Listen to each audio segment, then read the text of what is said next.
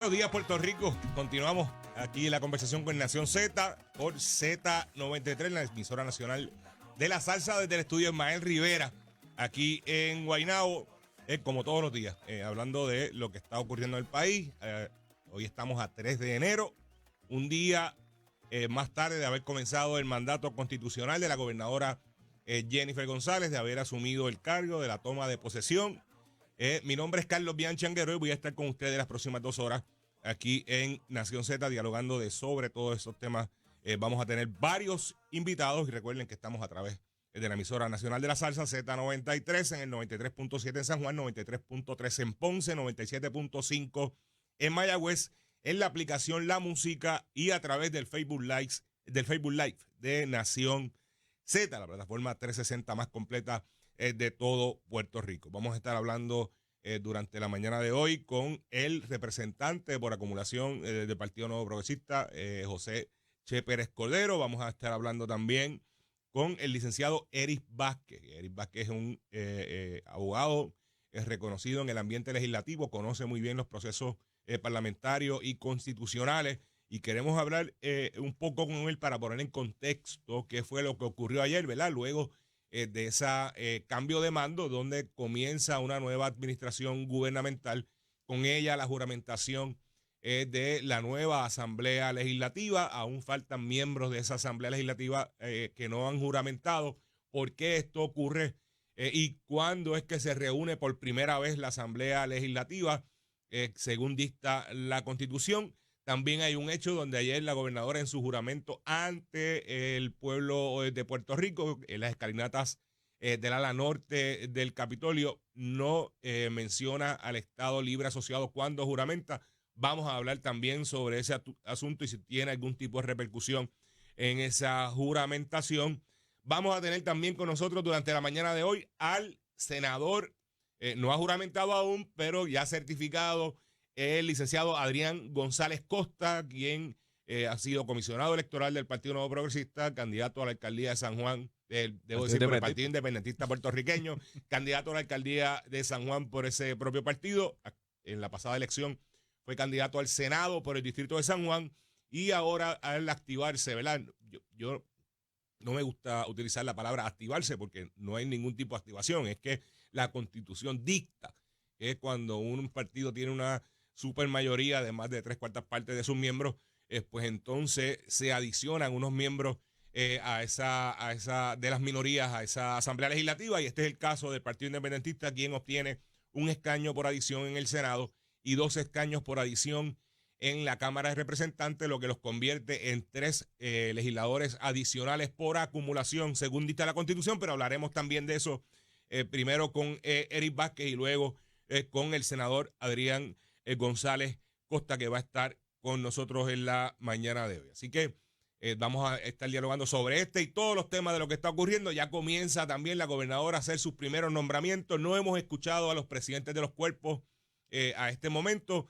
Históricamente o tradicionalmente, ya para esta fecha comenzamos a escuchar los anuncios por parte de los presidentes de los cuerpos legislativos de quiénes van a ser los presidentes de las comisiones importantes, las comisiones permanentes de esos cuerpos, ¿verdad? La Comisión de Hacienda, Educación, la Comisión de Nombramiento en el Senado, que va a ser muy importante en este hecho histórico, porque tenemos también unos jueces del Tribunal Supremo que tienen que ser nominados y confirmados, pasar consejo y consentimiento del Senado. De igual forma, otros jefes de gabinete o de agencia que son a términos, ¿verdad? Entiéndase, Contralor de Puerto Rico, que ya venció el término de la Contralor actual, de igual forma la Oficina de Ética Gubernamental, así que entre otros nombramientos, pero no hemos escuchado a este momento esos nombramientos por parte de los presidentes de los cuerpos legislativos entrantes, ¿verdad? Hay unos presidentes actuales incidentales,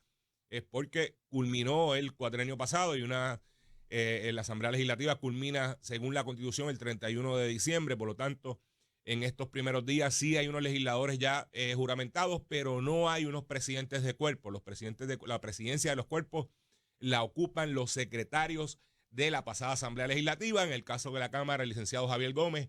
En el caso del Senado, Yamil Rivera, que son los que tomaron juramento de los legisladores electos en la actual Asamblea Legislativa, la 20ª Asamblea Legislativa. Jennifer González, la 13ª gobernadora electa por los puertorriqueños. Hoy también se da otro hecho histórico para el Partido Popular, ¿verdad? Porque juramenta el comisionado residente electo en Washington, Pablo José Hernández Rivera, que hacía más de 20 años que el Partido Popular no obtenía, ¿verdad?, un comisionado residente o no elegía a un comisionado residente que ideológicamente estuviera afín con el Partido Popular Democrático, ¿verdad?, que fue de Estado Librista Popular.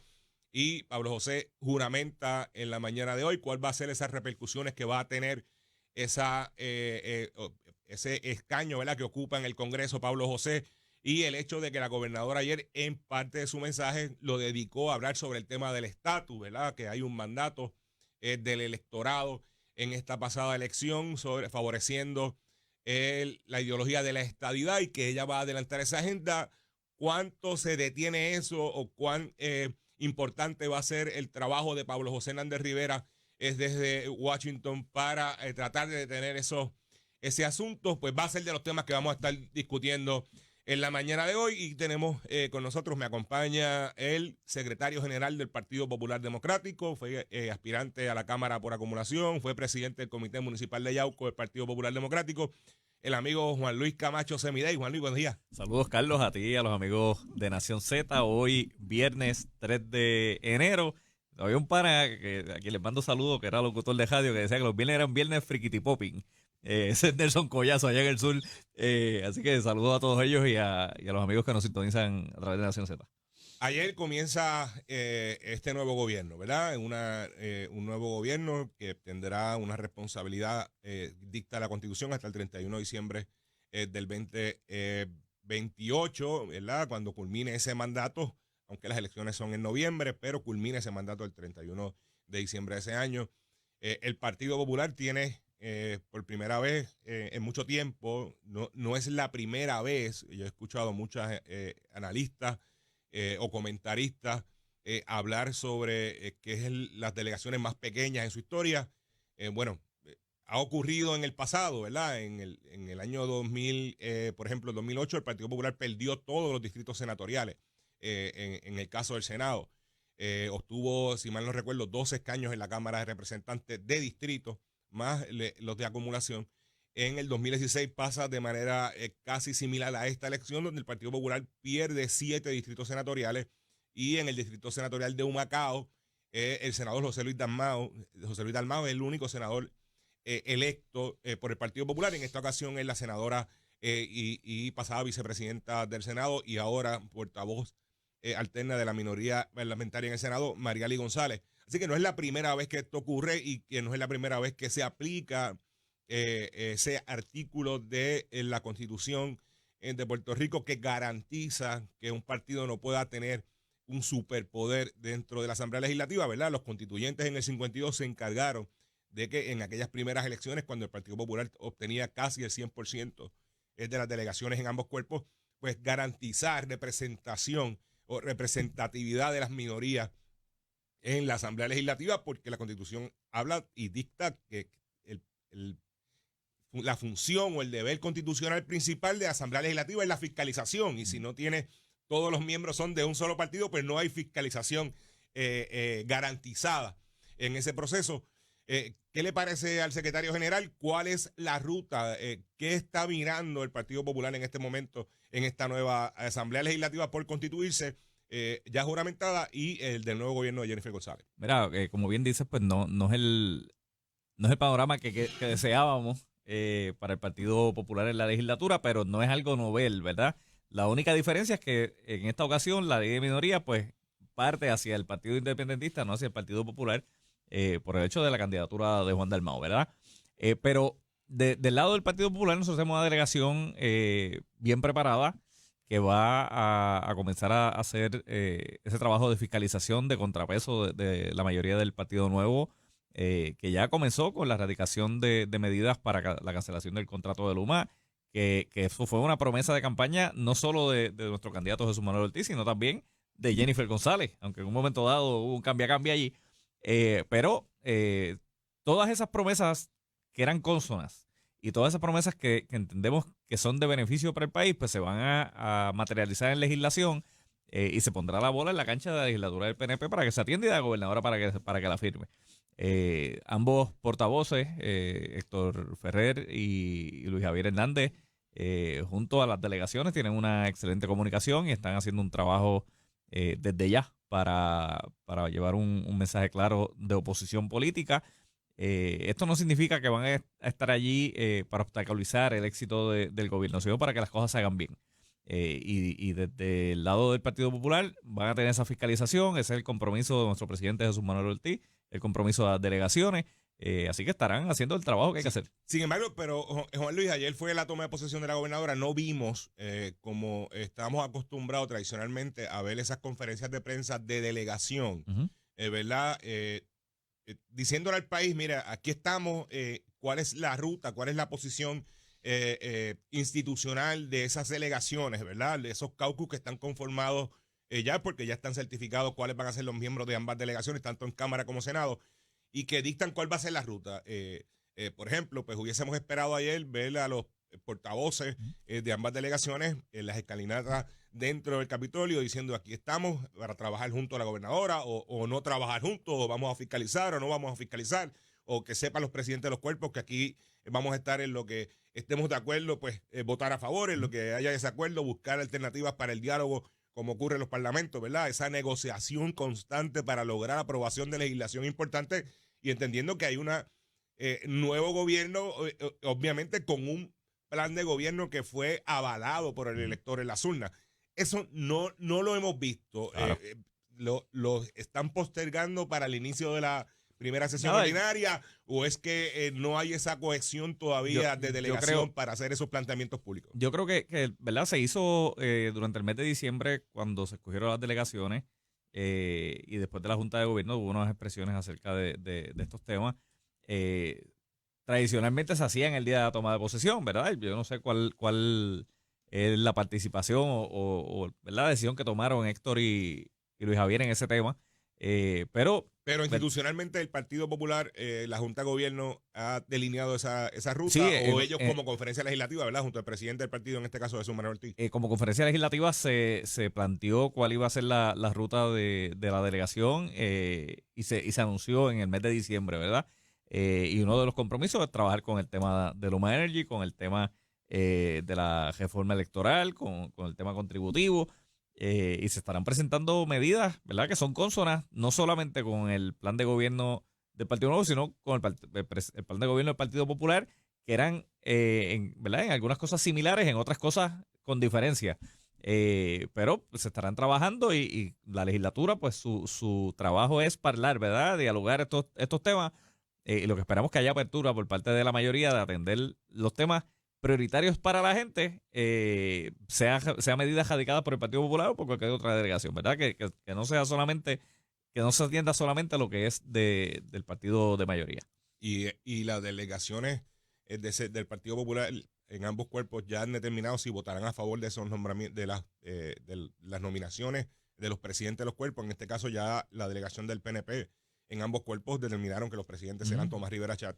En el caso de la Cámara, Carlos Johnny Méndez Núñez.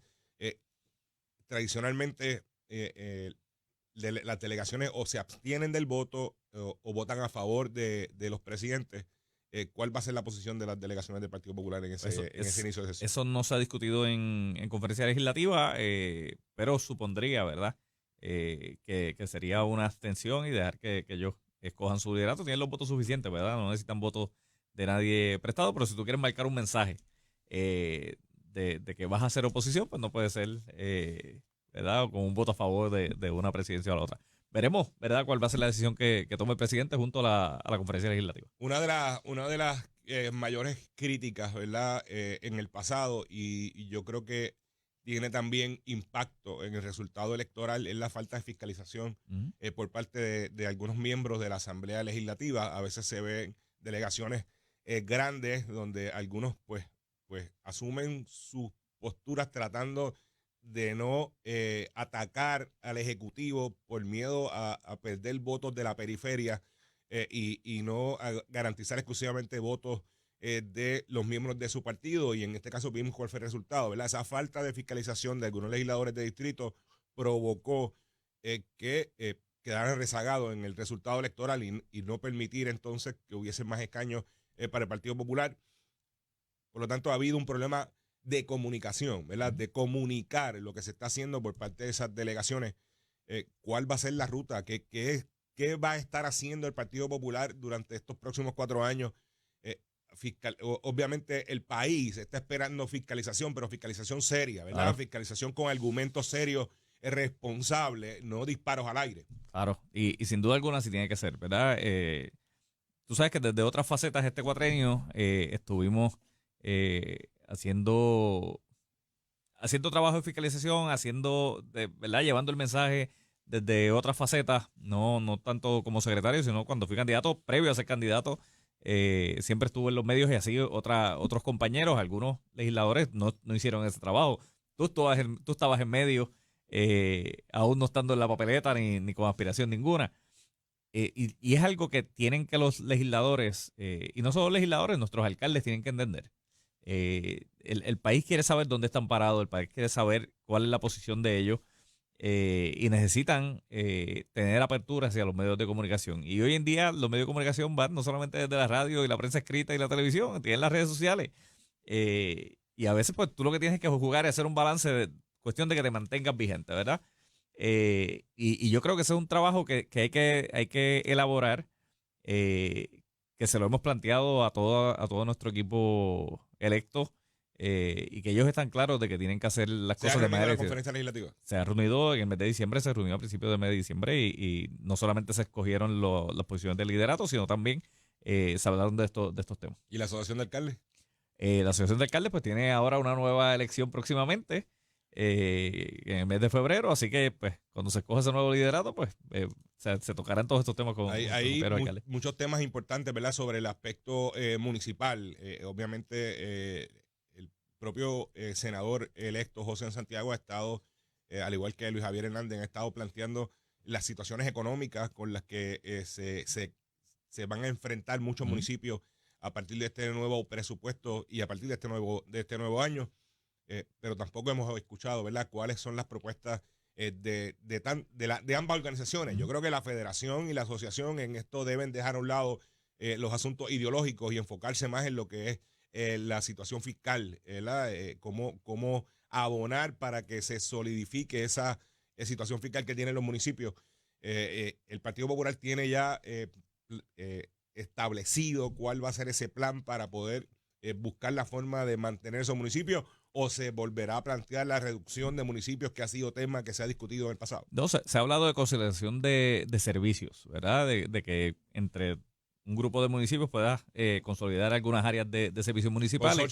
Consorcios municipales, que tenga servicios, por ejemplo, recursos humanos, porque sea centralizado entre un grupo de municipios. Y eso pues son legislaciones que presentarán tanto Luis Javier José como otros legisladores, ¿verdad? No solamente ellos que fueron alcaldes, ¿verdad?, que tienen una experiencia de estar en el otro lado de la verja, como uno dice. Hay otros legisladores que conocen también el proceso en el asunto del municipio, y que tienen buenas ideas y se presentarán. Igual pasan en la delegación del PNP. Y yo creo que como tú dices, tienen que unirse federación y asociación en temas que sean en común. Más allá de la cuestión ideológica, aquí hay municipios que probablemente con el fin de los fondos de equiparación, con todas las dificultades que hay de recorte por la Junta de Supervisión Fiscal y la quiebra, se verán afectados municipios PNP, municipios populares. Y tú tienes que trabajar con eso, ¿verdad? Y ser creativo y hacer las cosas. Yo creo que llevamos 20 años escuchando, los municipios en algún punto se van a ir a quiebra, pero está llegando ese día. Y pues no hemos visto todavía cuál va a ser esa solución salomónica a todo este problema. Pues yo creo que el momento es ahora. Y qué mejor que teniendo, en el caso del Partido Popular. Bueno, el momento era hace 10 años. Lo que pasa es claro, que se ha ido postergando y pateando la lata y no se han tomado acciones concretas. Ahora tú tienes 2 exalcaldes allí en la legislatura, por el lado del Partido Popular. Yo no sé si en el PNP hay alguno, pero no solamente los que están allí, la asociación y la federación tienen que insertarse en el tema legislativo, estar pendiente a lo que está pasando allí, cómo le afectan las decisiones, y no esperar solamente a que, ¿verdad?, en una reunión de la asociación le digan, mira, se aprobó esto y esto le afecta así. No, no. Desde que está la legislación radicada, tienen que estar pendientes a lo que es el cercado de ellos y cómo afecta los servicios de la gente. Hoy juramenta Pablo José Hernández Rivera. Para algunos, la esperanza del Partido Popular para que quede un Partido Popular para el próximo ciclo electoral. ¿Cuáles son las expectativas de la Pava? En adición, ya el propio comisionado residente electo plantea que está listo o disponible para comenzar con la reorganización del Partido Popular. ¿Se ha planteado el inicio de esa reorganización? ¿Qué dicta el reglamento al respecto? Mira, Pablo comienza hoy, luego de 20 años, un primer comisionado residente del Partido Popular, Estado Librista, probado, y que va con una promesa de atender los asuntos apremiantes, el desarrollo económico, la salud, ¿verdad?, la educación de los puertorriqueños, y que el tema del estatus sea algo secundario. Así que la entrada, pues, de Pablo representa algo distinto a lo que fueron los pasados 20 años. Pero la gobernadora dijo ayer en su mensaje que bueno, el claro, estatus está en discusión, que hay un mandato del pueblo pues, puertorriqueño, del elector puertorriqueño, y que se va a atender en Washington. Y el estatus en el partido que ella milita en los Estados Unidos, que es el Partido Republicano ha dicho que no está en issue. Bueno, pero ayer Donald Trump envía una comunicación bueno, respaldando la elección de la gobernadora y deseándole el mayor de los éxitos y poniéndose a la disposición. Además que había un grupo de congresistas republicanos en la oposición. Pues, oye, lo que es diferir no es desamar, ¿verdad? Y son amigos republicanos y son compañeros de trabajo y son gente de partido. Y es una gobernadora del partido de Donald Trump. Qué bueno que están allí, pero allá el Senado Federal ha dicho que eso no va a pasar, especialmente por senadores del Partido Republicano. Bueno, son las 8:23 aquí por Z93, en el estudio Ismael Rivera de aquí de Nación Z, de Z93, a través del 93.7 en San Juan, 93.3 en Ponce, 97.5 en Mayagüez, la aplicación La Música y en el Facebook Live de Nación Z. Me acompaña, yo soy Carlos Bianchi Anguero, y me acompaña Juan Luis Camacho SMD y esta primera hora de análisis y discusión de los temas importantes. Les decía en la mañana de hoy, ¿verdad?, cuando comenzamos esta discusión en la segunda parte de Nación Z, que ayer se dieron una serie de eventos como parte del cambio de mando de la administración de gobierno, ¿verdad? En este caso, con la toma de posesión de la gobernadora electa Jennifer González, que comenzó temprano en las horas de la mañana cuando toma juramento en el Tribunal Supremo de Puerto Rico de manera privada junto a su familia y los más allegados. Luego de eso pasa a una misa en la parroquia Santa Teresita, en la calle Loíza, en Santurce. De ahí, entonces, simultáneamente a las 9 de la mañana estaba la Asamblea Legislativa tomando juramento de sus nuevos miembros, aunque no se ha constituido, ¿verdad?, el liderato legislativo, aunque sí ya sabemos quién va a componer ese liderato legislativo, pero no se ha constituido de manera hasta el día 13, próximo lunes 13 de enero.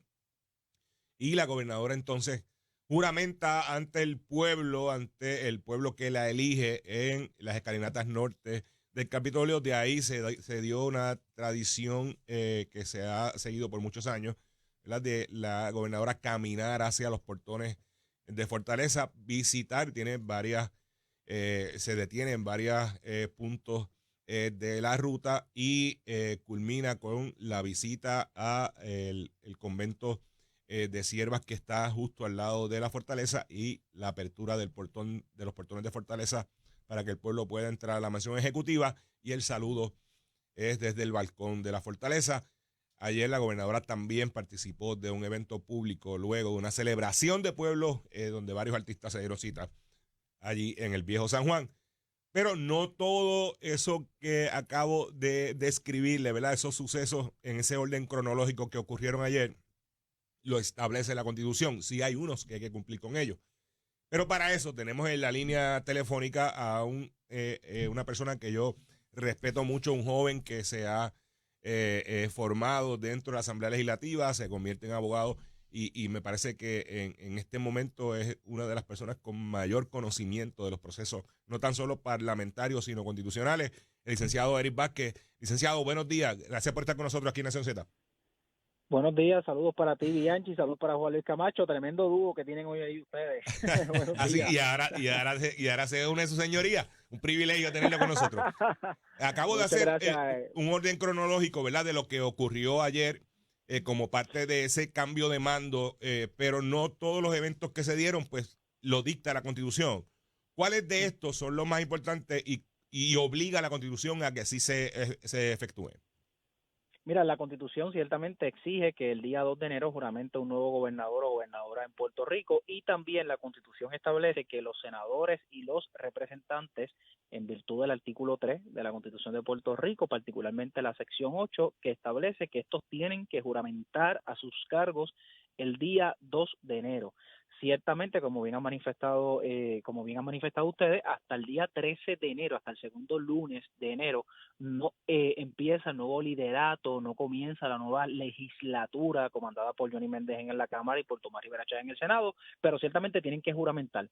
La gran pregunta que se hará todo el mundo es, y entonces, ya desde ayer, 2 de enero, Tomás Rivera Chávez y Johnny Méndez son los presidentes. Pues técnicamente no, técnicamente los presidentes de los cuerpos legislativos son el secretario de la Cámara y el secretario del Senado. Así ha sido desde que tenemos el sistema constitucional del 1952 hasta el día de hoy. Lo que procede es que el día 13 de enero se escojan los presidentes, que pues ya podemos anticipar que hay un consenso en la delegación mayoritaria del Partido Nuevo Progresista para escoger los funcionarios que he mencionado, pero en el pasado, por ejemplo, en el 1980 tuvimos un secretario de la Cámara que no estuvo en la papeleta, que no corrió, no aspiró y estuvo 4 meses siendo presidente de un cuerpo legislativo en el famoso pacto allá a Viera Colbert, porque no había un consenso para escoger un presidente. Pero técnicamente eso fue lo que ocurrió ayer. Una cosa interesante que también ocurrió ayer es que legisladores por adición pudieron ya ayer juramentar, como fue el caso de Adriana Gutiérrez del Partido Independentista a la Cámara, aunque todavía falta por juramentar en el caso del Senado Adrián González por el Distrito de San Juan, y en el caso de la Cámara, Carlos y Juan Luis, falta todavía por juramentar Anely Lebrón, que es la candidata del Partido Independentista que entró por adición, corrió por el Distrito 40, que anticipo que en esa juramentación o en la consideración de ese escaño habrá controversia tanto del Partido Popular Democrático como de Proyecto Dignidad, porque creo que ambas colectividades van a exigir que uno de los escaños se lo den a ellos y no sean ambos para el Partido Independentista. Sí, yo anticipo, ¿verdad?, que va a haber controversia en ese aspecto porque ya lo han dicho los propios comisionados de los partidos minoritarios, de verdad, de que el Proyecto de Unidad, el comisionado plantea de que corresponde un escaño. De igual forma escuché también algunos analistas por parte del Partido Popular que podrían estar haciendo, pero ¿cuán fructífero podría ser eso en los tribunales cuando la Constitución es clara, ¿verdad? De que, y yo creo que debemos explicar esto porque yo he escuchado un sinnúmero de comentarios o de comentaristas basándose en premisas erróneas y dándolas por ciertas, ¿verdad? ¿Cómo es que se activa este mecanismo de la ley de minorías, ¿verdad? Que está prácticamente explícito en la propia Constitución. Así que no hay manera de haber otra interpretación que no sea lo que explícitamente dice la propia Constitución. Seguro, mira, esta disposición constitucional es ahora mismo la disposición que tiene la Constitución de Puerto Rico más larga. Cuando uno abre la Constitución de Puerto Rico, la sección 7 de ese artículo 3 es demasiado extensa, y así como es de extensa, así de complicada es, y así se manifestó en la Convención Constituyente cuando se discutía ese mecanismo, de lo complejo que podía ser el proceso para determinar a quién le damos sillas por adición y quiénes son los que tienen que entrar en la legislatura por adición. De lo que se trata es lo siguiente: cuando un partido logra más de 2/3 partes en cada uno de los cuerpos legislativos, se activa esta cláusula. En el caso de la Cámara de Representantes, que me voy a circunscribir ese ejemplo porque es el que yo creo que más controversia va a generar, el Partido Nuevo Progresista logró 36 escaños, así que logrando 36 escaños, como normal, las 2/3 partes son 34, pues se activa el mecanismo constitucional y hay que adicionar 2 legisladores adicionales. ¿Por qué hay que adicionar 2 adicionales? Porque la Constitución establece que tienen que haber como mínimo 17 representantes de minoría. Por la elección tenemos solamente 13 legisladores del Partido Popular, y 2, uno del Partido Independentista y uno del Proyecto de Unidad, para un total de 15. Así que hay que adicionar 2 más para que representen a los partidos minoritarios. Y en este caso, para considerar cómo hacemos esa adición, la Constitución establece, Carlos y Juan Luis, que hay que considerar el voto del candidato a la gobernación, del voto del candidato a la gobernación de los partidos minoritarios, que en este caso los partidos minoritarios fueron el Partido Popular, el Partido Independentista, Proyecto de Unidad y el Movimiento Victoria Ciudadana. Ahora bien, Pero, para estar claro, establece que es el candidato a la gobernación y no el partido que más votos íntegros obtenga. ahí vamos, ahí vamos. En efecto, el texto claro de la Constitución dice que es el candidato de los candidatos a la gobernación. Ahora bien, hay quienes plantean, y puede tener algún tipo de interpretación por parte de los tribunales, que aunque en la Constitución dice que es el voto de los candidatos a la gobernación, que cuando se debatió esto en la Convención Constituyente se hablaba de partidos. Se habló en todo momento de partidos y que como en todo momento se habló de partidos, en este caso el Partido Popular fue el partido en segundo lugar por el voto íntegro y en el caso del candidato a la gobernación fue Juan Dalmau el segundo partido. Hay quienes plantean que como en la discusión se habló de partido, aunque quedó en el texto de la Constitución la disposición que establece el candidato a la gobernación, pues el Partido Popular podría beneficiarse de una silla. De nuevo, este asunto debe ser un asunto que interpreten los tribunales. Va a ser objeto, sin duda alguna, de consideración por parte de los tribunales o también por consideración de la propia Cámara de Representantes. En el 1988 hubo una controversia muy similar a la que estamos viviendo ahora. En aquella ocasión el Partido Popular logró 36 escaños. En esta ocasión fue el Partido Nuevo Progresista. En aquella ocasión, en el 88, se tuvieron que adicionar 12 escaños adicionales. En esta ocasión también se tienen que añadir 2 escaños adicionales. En el 1988, el Partido Nuevo Progresista reclamaba las 2 sillas para ello, porque ellos alegaban que habían sacado 8 veces más votos su candidato a la gobernación que el candidato a la gobernación del Partido Independentista. Eso es exactamente lo que estamos viviendo aquí. El Partido Independentista está reclamando que sacaron muchísimos más votos que Proyecto de Dignidad y por el otro lado el Partido Popular está reclamando que ellos sacaron muchísimos más votos en el voto íntegro. Así que ¿Y cómo se resolvió en el 88? En el 88 se resolvió que la Cámara, en aquel momento no llegó a los tribunales, la Cámara creó una comisión especial y durante los primeros 3 meses estuvieron en la consideración de a quién se le adjudicaban los escaños y se determinó adjudicarle uno al Partido Nuevo Progresista y uno al Partido Independentista. Y de nuevo, el Partido Nuevo Progresista Ese es el caso de Irán Meléndez. Ese es el caso de Irán Meléndez, exactamente, que de hecho quien juramenta el escaño es un representante de distrito del Partido Independentista de nombre Gilberto Reyes. Luego él renuncia para que Irán Meléndez, que era entonces comisionado del Partido Independentista, pudiera ocupar la silla, porque así lo había determinado la Junta o el organismo directivo del Partido Independentista. Hay otro aspecto, licenciado, que es que ayer la gobernadora comienza y hace el anuncio de las primeras órdenes ejecutivas. La diferencia de una orden ejecutiva es eso mismo, ¿verdad? Que comienza en ejecución inmediatamente la firma de la gobernadora, en este caso la gobernadora, ¿verdad? Del primer ejecutivo, y no tiene que pasar por el proceso y trámite ordinario legislativo, aun cuando tengan fuerza, no tiene fuerza de ley, tiene fuerza de orden ejecutiva, ¿verdad? Pero se implementa de manera inmediata. ¿Cuál es la diferencia entre estas órdenes ejecutivas que plantea la gobernadora que no necesariamente van a pasar por ese trámite legislativo?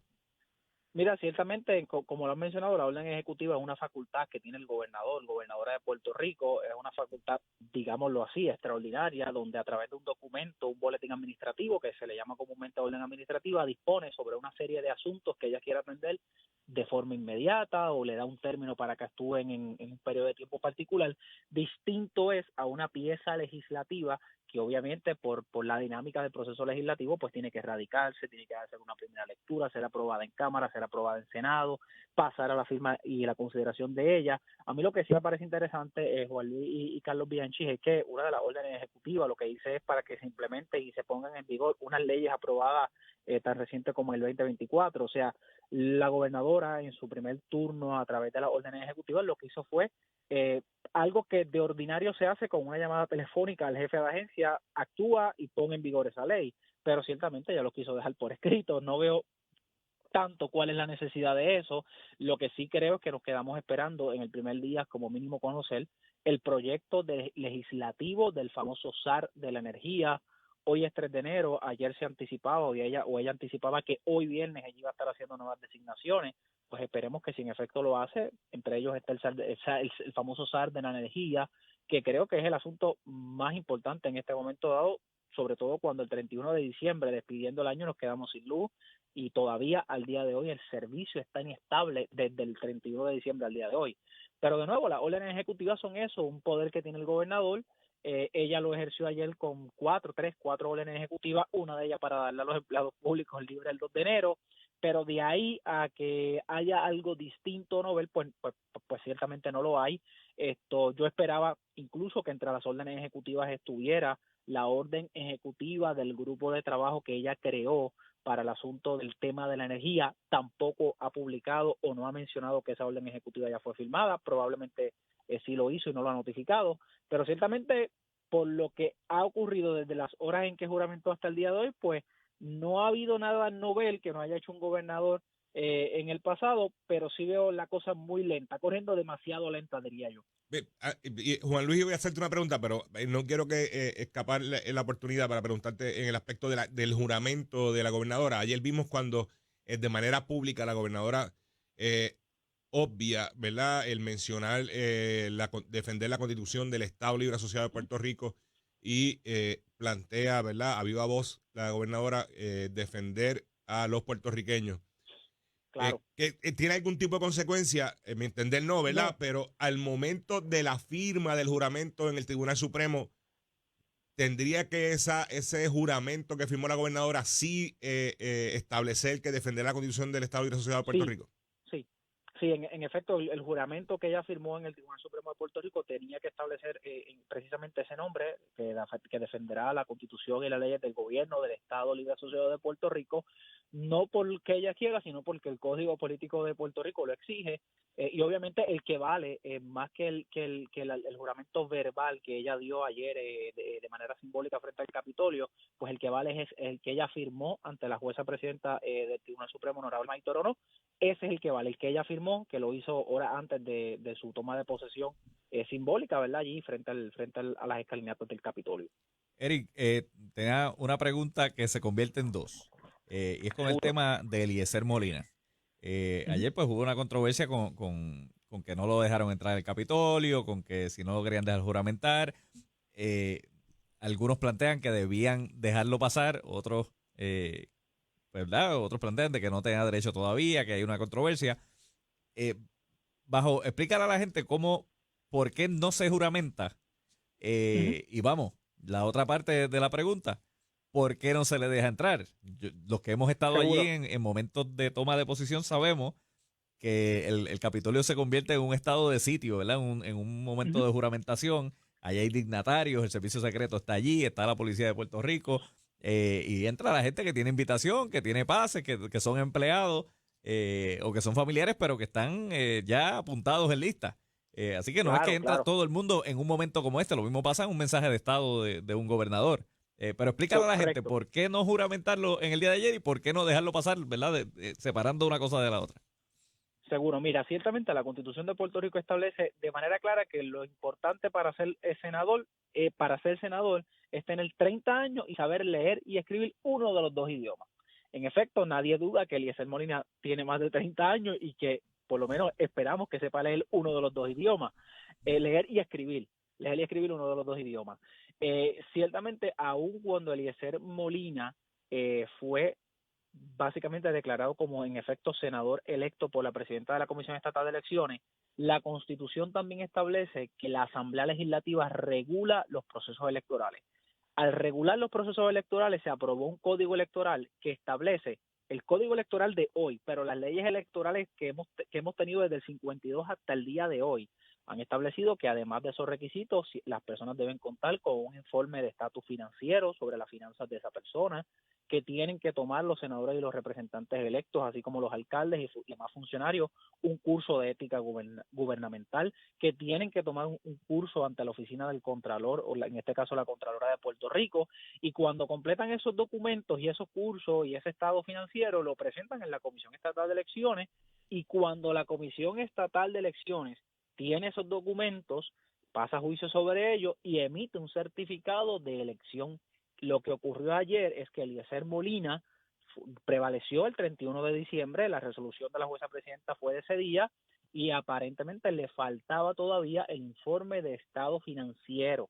Cuando Eliezer Molina completa ese informe de estado financiero, lo lleva a la Comisión Estatal de Elecciones.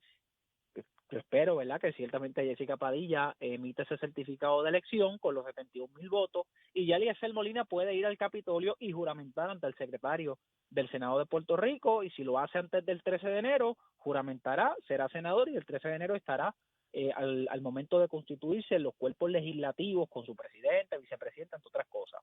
El asunto de la entrada, tú lo has manifestado bien, Juan Luis, el Capitolio es un lugar sagrado y en momentos como los que se llevaron a cabo ayer, cobra más importancia aún con lo que has mencionado, los dignatarios, la cantidad de seguridad que hay allí, etcétera.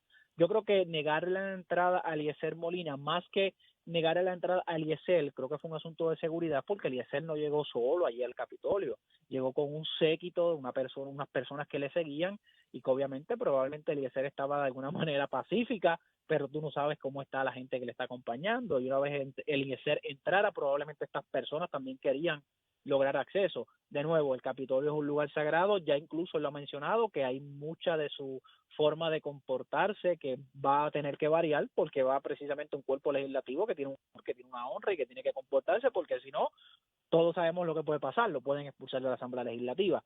Pero de nuevo, Eliezer Molina, aun cuando haya sido electo de manera por nominación directa, etcétera, eso no inhibe que él tenga que hacer unas gestiones como las tuvo que hacer Tomás Rivera Chatz, José Luis Dalmau, como las tuvieron que hacer todos los senadores del Partido Popular, del Partido Nuevo Progresista, del PIB y del Proyecto de Unidad para poder tomar juramento ayer, Juan Luis. El reglamento del Senado y de la Cámara de Representantes tiene un código de vestimenta dentro del hemiciclo. Eliezer ha dicho que no va a ser un legislador de gabán y corbata. ¿Hay alguna forma dentro del reglamento para que él obvie el gabán y corbata dentro de la vestimenta o tiene que obligatoriamente ser de esa manera? No, tiene obligatoriamente que ser de esa manera. El reglamento de los cuerpos legislativos lo aprueban los senadores, una mayoría de los senadores y senadoras, y en el caso de la Cámara de los Representantes, y si la mayoría de los senadores y senadoras dispone que ese es el código de vestimenta, la mayoría, como en todo cuerpo colegiado, manda. Y en este caso, el reglamento actual establece un código de vestimenta y estoy convencido que el reglamento que adopte la nueva administración, con toda probabilidad, que no varía mucho un reglamento de un senado a otro, esa es una gran verdad. Y estoy convencido que el reglamento que adopte la nueva delegación mayoritaria, pues va a establecer precisamente ese mismo código de vestimenta y Eliezer Molina tendrá que cumplir con él. Sobre esto hay un ejemplo, el senador saliente José Vargas Vidot, todos saben que siempre le gustaba estar con su pañoleta, con su sombrero, etcétera, y el senador reconoció que para entrar al hemiciclo se la tenía que quitar, y así lo hizo, se quitó su pañoleta, se quitó su sombrero y pudo ejercer como senador sin problema ninguno. Así que es un asunto de que Eliezer modifique esa conducta y reconozca que al Senado de Puerto Rico no se puede ir vestido con un mahón y una polo. Así podrá ir a trabajar a su oficina legislativa, pero al momento de entrar al hemiciclo pues se requiere algún tipo de formalidad por el respeto que hay que guardarle al cuerpo. No es por otra cosa que no sea esa. Y yo creo, ¿verdad?, que los funcionarios electos tienen una gran responsabilidad y uno tiene que respetar la democracia, ¿verdad? El país, de manera histórica, ¿verdad? La primera vez en la historia que un funcionario de esa magnitud, ¿verdad?, en el cuerpo más alto representativo, que es el Senado de Puerto Rico, elige escribiendo su nombre, ¿verdad?, de manera directa. No con la radicación de una intención de candidatura, sino de manera directa el elector escribió el nombre de Eliezer Molina y le pidió, ¿verdad?, que fuera al Senado de Puerto Rico a defender unas luchas que él ha llevado históricamente y se reconocen como algunas de ellas en su inmensa mayoría justas, ¿verdad? Lo que es el medio ambiente, los recursos naturales, entre otros, la corrupción, ¿verdad? Y eso es razonable. Ujú. y se respeta esa voluntad del elector. Pero me parece que es un poco contradictorio tratar de llevar ese mensaje cuando la actitud de este caso del senador electo, pues no es consona con el cuerpo al que representa, ¿verdad? Y tienen que Correcto. garantizar que para poder comunicar y llevar el mensaje que quiere llevar, ¿verdad? Y ahora desde ese cuerpo legislativo, pues hay que modificar algunos modos de actuar para que el país respete esas posturas y pueda llevar a cabo mejor su mensaje, ¿verdad? Que el país pueda escuchar mejor, que sea más afín al oído del puertorriqueño, esas causas que reconocemos como justas, pero que a veces cuando se comunican de manera inefectiva, Ujú. podían descarrilar esa intención y llevar a desacuerdos y provocar entonces situaciones como las que se provocaron ayer. ¿Verdad? Yo creo que Claro, el propio senador ayer se dio cuenta que había sido un error ponerse una máscara y luego regresó sin correcto. ella, ¿verdad? Porque ya no es esta figura, aunque sigue siendo ambientalista, un líder reconocido ambientalista en el país, pero también es un funcionario electo que Electo. se embiste, se va a embestir una vez juramente de ese poder que le da la Constitución y que también tiene que entender que la Constitución, y tú nos puedes explicar sobre eso, perdón, garantiza, ¿verdad? Que la única figura que puede juzgar a sus propios miembros son sus pares. Por lo tanto, Correcto, algún sí. acto de no disciplina, ¿verdad? No quisiera Ujú. decir la palabra indisciplina, pero de no disciplina dentro del recinto podía provocar que sus propios miembros procuren su expulsión. Que eso es así. La Constitución establece que cada cámara legislativa es el juez de sus miembros y a tono con eso, los cuerpos legislativos históricamente han tenido unas comisiones de ética que son las que a las que se refieren conducta que puede ser antijurídica, que se puede apartar de las normas que se esperan de un senador o una senadora electa o un representante electo, Pero y ahí es que hablando se de eso, refiere Eric, esa perdóname que controversia. te interrumpa. Es que yo escuché ayer también a una periodista diciendo es que la Ujú. ética es individual y que cada cual interpreta la ética a su conveniencia. Bueno, pero el reglamento de la Comisión de Ética de los Cuerpos es específico en cuanto se respeta a la ética que tienen que llevar a cabo sus miembros. Sí, de hecho, para decirte más, el reglamento que se adopta para regir la ética de los funcionarios electos es un reglamento que no aprueba exclusivamente una comisión, que incluso es aprobada por el cuerpo legislativo. Igual que el reglamento del Senado, una mayoría de senadores y senadoras va a aprobar las normas de conducta de ética que ellos deben regir, por las que se deben regir y las que deben desempeñarse. Así que en el caso particular de Eliezer Molina, está en la mejor posición ahora que ha sido senador electo para que esas causas que él lleva trabajando en los medios de comunicación a través de sus redes sociales, está en mejor posición para trabajarla ahora estando en el Senado de Puerto Rico. Así que la cosa pequeña como la vestimenta, los seguidores y el alboroto que muchas veces se lleva a cabo a través de las redes sociales, tiene que modificarlo un poco porque si quiere visibilizar esas causas que históricamente la ha representado, pues qué mejor que comportándose como se espera de un senador y un funcionario electo en Puerto Rico. Pero en efecto, cada cuerpo legislativo tiene una comisión de ética que puede pasar revista sobre la conducta de los senadores y en el caso de la Cámara de los Representantes. Planteaba yo en la primera hora, en la primera media hora de Nación Z, el aspecto de que no hemos escuchado aún, tradicionalmente ya para esta fecha, hemos escuchado a los presidentes electos de los Uh -huh, cuerpos, los nombramientos de los presidentes de comisión, especialmente las uh -huh. comisiones permanentes de la Asamblea Legislativa. ¿Qué podemos esperar? ¿Se harán esos anuncios una vez inicie la sesión, el día 13, Mira, o seguro. previamente deben los presidentes comenzar a hacer esos nombramientos? Mira, ciertamente si lo hacen antes, pues es una norma, como norma general lo representa, el presidente de la Cámara entrante y el del Senado anuncian quiénes van a presidir las distintas comisiones, pero si no lo hacen antes, sí se esperaría que lo hagan el 13 de enero, cuando los cuerpos legislativos se van a conformar, porque ciertamente ese 13 de enero se va a dar lo que se conoce por disposición constitucional una primera lectura a medidas legislativas. En el caso del Senado de Puerto Rico ya se ha dicho públicamente que hay más de 100 medidas que se han radicado. Estimo que el número en la Cámara va más o menos igual o ha superado eso, pues porque es una composición de más de 50 representantes. En el caso del Senado son 20 y pico nada más. Así que ahí hay más personas radicando medidas, iniciativas legislativas. Así que yo esperaría que si no lo hacen antes, hoy es viernes, el lunes ya es el Día de Reyes, pero si no lo hacen antes del 13, ya el 13 de enero nos deberíamos enterar quién va a presidir cada una de las comisiones.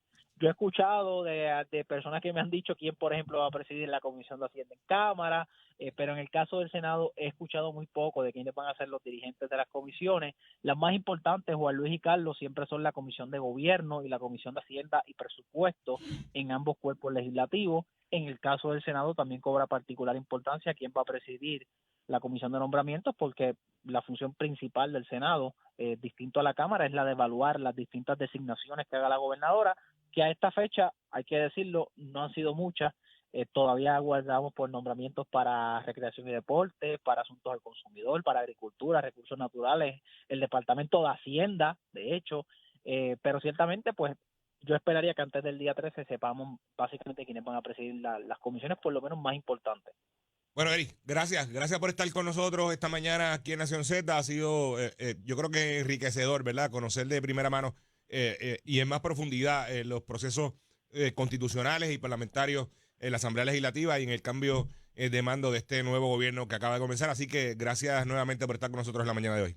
No, gracias a ti, Carlos, gracias a ti, Juan Luis, y pórtense bien ahí ustedes dos. Como tiene que ser, como tiene que ser. Bueno, seguimos aquí en Nación Z, son las 8:56 de la mañana. Vamos, Puerto Rico, comenzamos una nueva hora aquí en Nación Z por Z93, desde el estudio Ismael Rivera, a través del 97.5 en San Juan, 93.3 en Ponce, 97.5 en Mayagüez, a través del Facebook Live de Nación Z y de la aplicación La Música. Me acompaña el amigo Juan Luis Camacho. Juan Luis, buenos días. Buenos días y ya casi de salida. Pues tengo otro compromiso, pero siempre un placer estar contigo aquí en Nación Z. Nadie te mandó a sentarte en esa silla, así que te vas a quedar un rato más porque vamos a continuar dialogando de los temas importantes. Yo creo que fue una gran conversación con el licenciado Eric Vázquez sobre todo lo, ¿verdad? El protocolo y lo que dicta la Constitución en todos estos aspectos, tanto en el aspecto de la juramentación de los miembros de la Asamblea Legislativa y del Ejecutivo. Ahora pues vamos a tener también, como todos los viernes, ya no al licenciado, sino al senador por adición del Partido Independentista Puertorriqueño, el licenciado Adrián González Costa. Licenciado, buen día, senador. Muy buenos días a ti y a todos los que nos escuchan y feliz año. Feliz año y felicidades a usted. No había tenido la oportunidad. Ayer estuve por allí por ese recinto capitolino, pero no tuve la oportunidad de saludarlo y felicitarlo. Me parece extraordinario, ¿verdad? Que este hecho histórico de que el Partido Independentista por primera vez tiene 5 integrantes en la Asamblea Legislativa, 3 en la Cámara, 2 en el Senado, aunque no fueron electos, pero sí por adición que es una garantía que tiene el artículo 3 de la Constitución de Puerto Rico, que estábamos discutiendo hace unos minutos con el licenciado Eric Vázquez sobre ese y otros temas. ¿Ya juramentó, licenciado? ¿Ya tiene todos los documentos al día? ¿Ya entregó toda la Secretaría del Senado o todavía estamos en esos trámites? Todavía estamos en esos trámites. Acuérdate que la certificación de los resultados no. La resolución de la presidenta determinando, primero, que se activaba la ley de minoría y segundo, cómo la iba a activar, salió el 31 de diciembre casi a las 8 de la noche. Así que, naturalmente, el 1 de enero pues no pude gestionar el documento del contable, que era lo único que me faltaba. Lo tramité ayer, así que estoy en espera de que el contable produzca ese informe revisado. Luego lo llevaré a la Comisión Estatal de Elecciones y allá emitirán la certificación para traerla acá a la Secretaría del Senado. Senador, pero usted, además de ahora ser senador electo, ha sido asesor legislativo, pero también fue comisionado electoral de un partido político, ¿verdad? En este caso el Partido Independentista. Y hemos estado escuchando, ¿verdad? Y lo he repetido en varias ocasiones, porque a veces cuando usted vaya a hacer análisis o vaya a comentar alguna noticia, yo creo que lo primero que debe hacer es educarse, ¿verdad? Y los procesos, hay unos procesos establecidos por la Constitución y unos procesos establecidos por ley. Y yo escuchaba personas ayer sobre en el caso del senador también certificado, pero no ha juramentado aún, Eliezer Molina, que está en la misma situación que está su señoría. ¿Cuáles son los procesos, verdad? Y planteaban de que no había radicado el documento de intención de candidatura. Bueno, lo que pasa es que no radicó una intención de candidatura porque fue electo por nominación directa.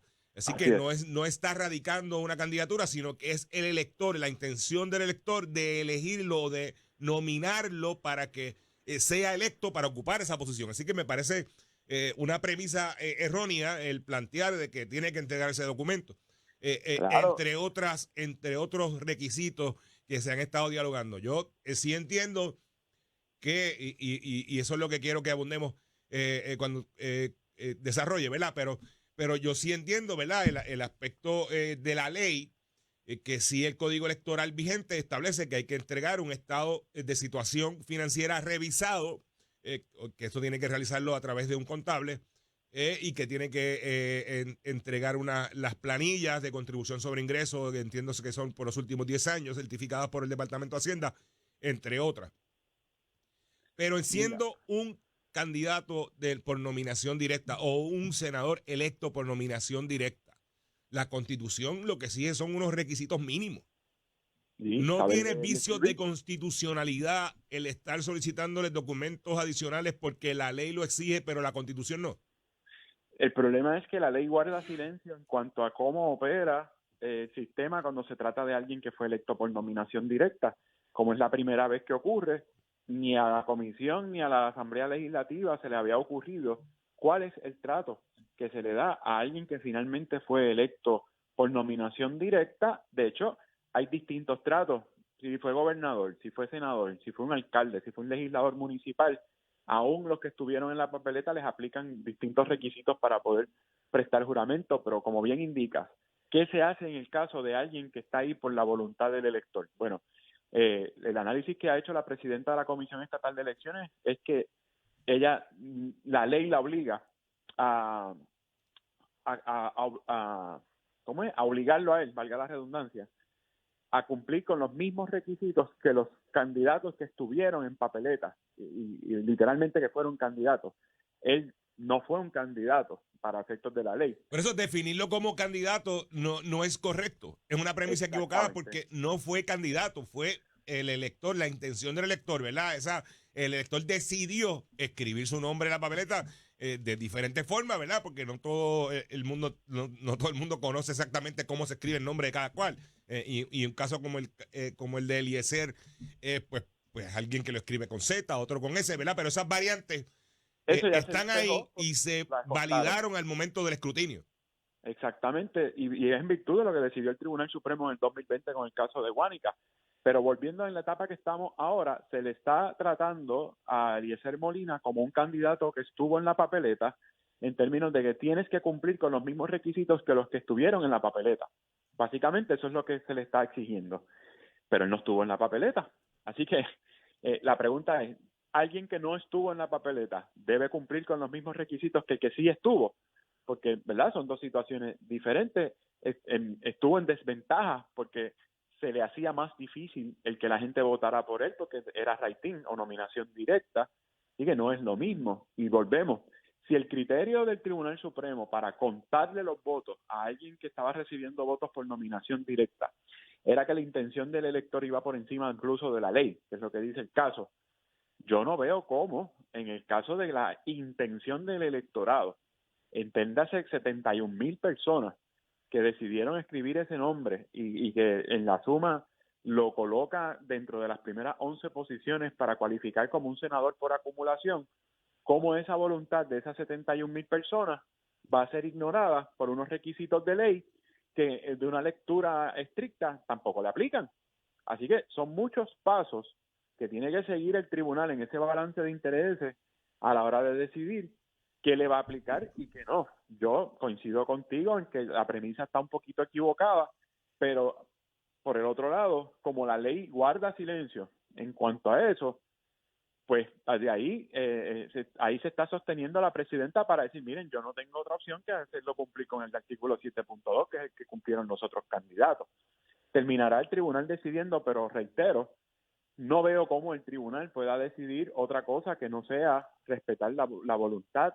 Ya no es la intención, es la intención en Pero, primer lugar de votar por él y en segundo lugar la voluntad. Esto es un mandato del pueblo a través de las urnas de colocar a alguien en el Senado. pero dice el propio senador Eliezer Molina, establece ayer que sí está buscando los documentos que, como usted plantea, la certificación salió muy tarde, el 31 de diciembre, así que está en ese proceso para cumplir con esos requerimientos.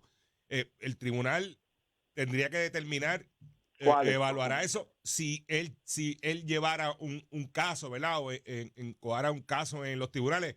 Pero el presidente, su presidente del Senado, ¿verdad? Tomás Rivera Chat, acaba de plantear en la tarde de ayer que la senadora Riquelme, o a esta fecha ex senadora Kenneth Riquelme, estaría levantando unos planteamientos en los tribunales. ¿Cuáles podrían ser esos planteamientos que levante la senadora Riquelme? ¿Será de que el senador Eliezer Molina no cumple con los requisitos a la hora de cumplirse la fecha establecida por la Constitución, que es el próximo lunes 3, el segundo lunes de enero? Por lo tanto, sería el lunes 13 cuando se constituye ese cuerpo legislativo. Definitivamente, que por lo mismo de que la ley no es clara, la contienda política se va a extender a los tribunales, porque, perdón, porque el que no, o sea, en el caso de la senadora Riquelme, que no prevaleció precisamente porque él cuenta con los votos suficientes como para que ella quede fuera de esas primeras 11 posiciones, va a pelear su posición número 11 y como ya la ley no le da más herramientas en términos de lo que fue la contienda en el conteo, en el escrutinio, va a recurrir al tribunal para ver si la interpretación que haga el tribunal del derecho y de los hechos le favorece. Va a estar sujeto a la interpretación de todas las partes y tratándose de una contienda política, pues cada cual las va a interpretar ese vacío legal a su conveniencia en términos de aumentar las posibilidades de lograr el escaño. La senadora Riquelme hará el planteamiento y Eliezer Molina, que a su favor tiene los votos, hará los planteamientos también, el tribunal decidirá. Otra cosa es, si una vez prevalece el cuerpo, todavía hay un segundo turno en el cuerpo, porque una vez todos estamos todavía en el trámite administrativo de la Comisión Estatal de Elecciones, que los tribunales pueden intervenir en el futuro. Cuando esa certificación llegue aquí, después que el tribunal resolvió, supongamos que, como deberían, favorecen a Eliezer Molina, entonces el Senado puede pasar juicio sobre la validez de las actas y certificaciones de la Comisión Estatal de Elecciones, que ese pudiera ser otro capítulo en esta historia. Hay varias teorías. Ayer no se le permitió la entrada a Eliezer Molina al recinto, ¿verdad? Al Senado de Puerto Rico, pero sí se le permite a Adrián González y a Adriana Gutiérrez entrar ambos en su señoría al Senado, Adriana Gutiérrez a la Cámara. Entran porque son asesores legislativos aún ambos funcionarios electos o certificados, o entraron porque se les permitió la entrada como funcionarios certificados, aunque no hayan completado el proceso y no hayan podido juramentar. No, ayer yo entré al Capitolio como director de la oficina de María de Lourdes, que sigo siendo hasta que juramente, por ende era uno de sus invitados a la juramentación, como fui en el 2013, la primera vez que trabajé aquí, en el 2016 con Juan, en el 2020 con la propia María de Lourdes, y ayer no fue la excepción. Yo siempre he estado el 2 de enero desde el 2013 presente en las juramentaciones. Claro, en esta ocasión da la casualidad que un día antes había sido electo, ¿verdad? Por la resolución de la presidenta de la Comisión Estatal de Elecciones, pero no es porque hubo ningún trato preferencial. Al contrario, yo estuve en las gradas, yo no participé de la ceremonia, estuve en las gradas con los familiares y amigos de los 26 senadores que se juramentaron. Que la presencia de Adrián González ayer en el hemiciclo del Senado era obviamente por su relación de contractual, ¿verdad? O de trabajo y de amistad con la senadora María de Lourdes Santiago. De hecho, yo estaba bajo la premisa que uno de los que iba a estar dentro del hemiciclo juramentando era el señor Molina, porque no sabía que no contaba con los requisitos. Yo sabía que yo no contaba con los requisitos y no entré al Capitolio con ninguna expectativa de tomar el juramento ayer, porque yo estaba muy consciente de que me faltaba el informe del CPA, distinto a Adriana, Adriana sí contó con todos los requisitos. Ayer Adriana hizo su entrada con su certificación, entró al hemiciclo y prestó juramento, y Adriana ya es la representante electa y por acumulación del Partido Independentista y portavoz alterna. Así que son situaciones distintas. Yo he visto, senador, yo he visto varias miembros del liderato del Partido Independentista celebrando, ¿verdad?, esta llegada de 5 miembros por primera vez y me parece que sí es un hecho histórico. El hecho de la celebración es lo que no me hace un poco de sentido, porque no entran por el voto directo, sino porque el PNP obtiene una supermayoría. Que si no fuera por esa supermayoría que obtiene el PNP, pues no hubiesen adelantado o entrado esos 3 legisladores adicionales por adición en la Asamblea Legislativa. No es un doble discurso el celebrar, obviamente es un momento histórico, ¿verdad? Pero la celebración del hecho de que el PNP tenga 3/4 partes de sus miembros en la Asamblea Legislativa y por ende entonces por adición entre miembros del PIB. No, caramba, no es un doble discurso. Oye, este es el partido que estuvo 4 elecciones reinscribiéndose, y en ese periodo hubo copos electorales, y por la condición de partido no inscrito ni siquiera podíamos participar del mecanismo de adición. Participaba precisamente el Partido Popular, que se dio en el 2008, se dio en el 2016, y eran los populares los que acaparaban todos los escaños por minoría, porque un partido que no queda inscrito no participa. Pero ya en el 88 el PIB había tenido un escaño por adición. Sí, no, hemos tenido, pero que en la historia reciente, el hecho de que se active la ley de minoría y podamos participar, cuando yo, en mi caso, ¿verdad?, mi experiencia, mi crecimiento dentro del partido, el hecho de que ya seamos elegibles para participar del mecanismo de adición, pues es buenísimo, porque eso no pasaba antes, y súmale el hecho de que estamos participando por los resultados electorales del candidato a la gobernación. O sea, tampoco, si hubiese sacado un 3, un 5, no nos tocaban los escaños, la cantidad de escaños que nos tocaron, a lo sumo 1 en la Cámara y ninguno en el Senado. Por ende, por ende está el partido, pero está el Partido Independentista entonces ya maduro y listo para nominar más candidatos por acumulación en esa papeleta, entendiendo la cantidad de votos que saca María de Lourdes, que saca Denis Márquez. Obviamente si lo divides entre 2 hubiese obtenido 2 escaños adicionales. En la pasada elección, en el 2020, recordaremos cómo el Movimiento Victoria Ciudadana en su primera participación electoral eligió a dos senadores y 2 representantes, en el caso de Mariana Nogales y Betito Márquez en la Cámara, y Rafael Bernabe y Ana Irma Rivera Lacén en el Senado. Estamos listos y estuvimos listos desde el 2020, pero precisamente uno de los acuerdos de la alianza es que, para no poner nada en riesgo, acordamos que nosotros íbamos a postular 1 nuevamente, a María y a Denis, y ellos que volvieran a postular 2, porque teníamos la garantía del resultado electoral del 2020, y esos escaños compiten. Ahí no había forma de establecer una alianza, porque por acumulación se puede votar solamente por 1. Así que parte de los acuerdos es, mira, como tenemos que competir por acumulación, ustedes vuelvan pero al final se quedaron sin la soga y sin la cabra el movimiento. Claro, en el momento que se suscribió el acuerdo no sabíamos el resultado judicial. O sea, nosotros no estábamos al tanto de lo que venía, ni cuál iba a ser el resultado judicial, que entonces ni uno ni el otro, y eso pues no era previsible a nosotros.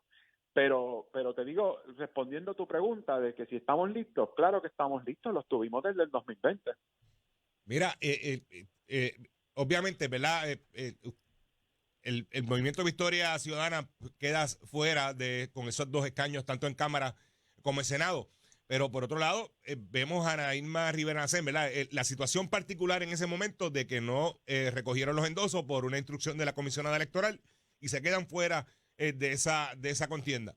Y luego la ex senadora, hoy ex senadora Ana Irma Rivera Lacén, le envía una carta al Partido Independentista Puertorriqueño diciéndole que le cedan uno de los escaños que fueron electos, y el PIB, ¿verdad?, plantea eso no es jurídicamente probable, no hay esa posibilidad.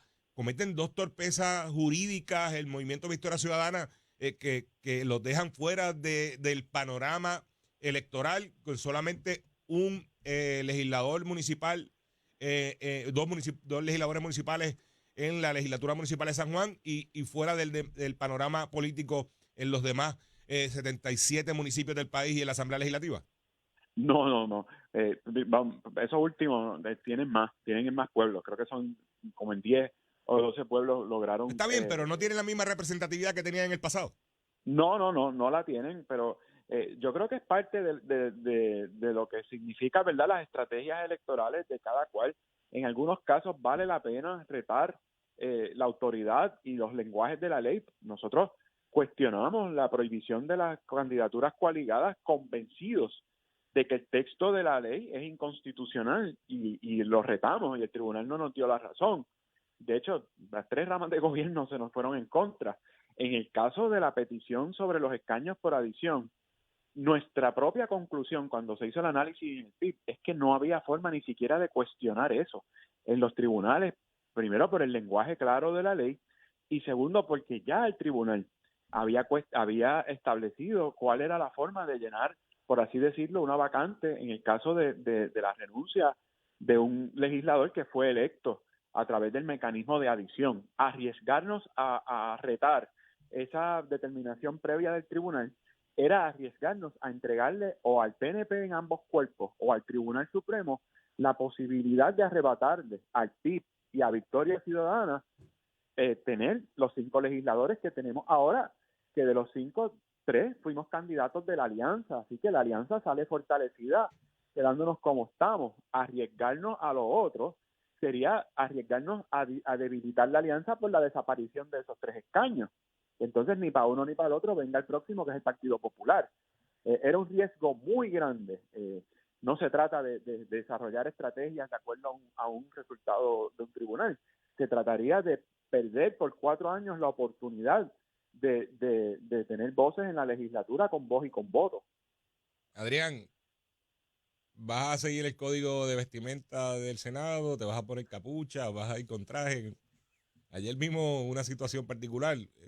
Adrián González va a seguir el reglamento, supongo, del Senado de Puerto Rico. Pues yo siempre lo sigo. Me contesta el viernes próximo.